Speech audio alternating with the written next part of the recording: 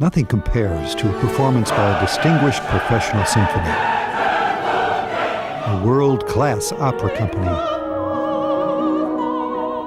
a premier repertory theater, an outstanding ballet company. When it comes to having access to these rich cultural offerings, there's one community that leads all others of comparable size: Milwaukee, Wisconsin.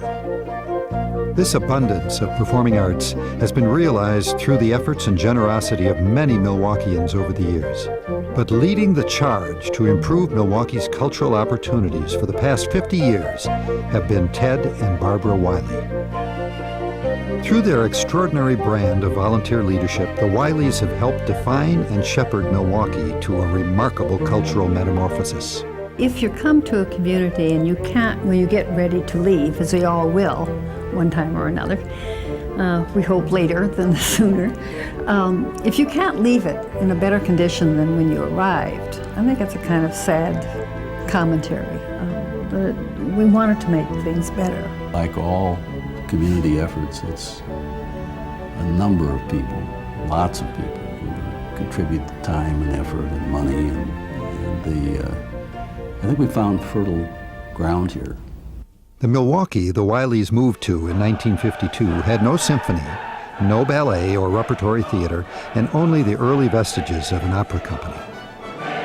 Since that time, an extraordinary cultural renaissance has taken place, and the Wileys have provided the kind of volunteer support and leadership performing arts groups value most. Ted and Barbara, the depth of their volunteerism in any organization, the breadth of interest that they've involved in themselves throughout their lives in Milwaukee are a model for private volunteerism. Barbara and Ted's philosophy about the arts, they're passionate about it. And they not only talk what can be done, but they give to what they passionately love, and then they're not afraid to roll up their sleeves and get in there and work. They show the ultimate that volunteerism can do. That it's a total commitment to whatever organization they're involved with, like us or the symphony, because it's a total commitment to Milwaukee. I think there are very few people who fit the bill the way the Wileys do of combining active participation, personal philanthropy, and then leadership for a nonprofit. The kind of volunteerism the Wileys epitomize is a treasured and rare commodity, but it is also as American as apple pie.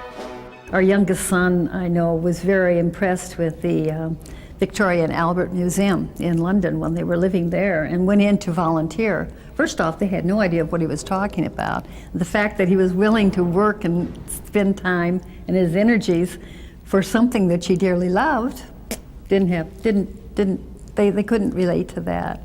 But I think with the background of our frontier life, that where your life and maybe the quality of life that you have, and certainly maybe even your own life itself, would depend upon the volunteer efforts of your neighbors and your friends. It makes a difference. The two of you have given so much to the arts in this community. What have the arts given to you?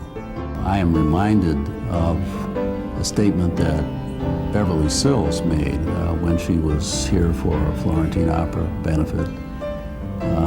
Someone asked her a question about what would make for a great opera, a great community. And she said, you know, a community is only as great as those who live in it want it to be.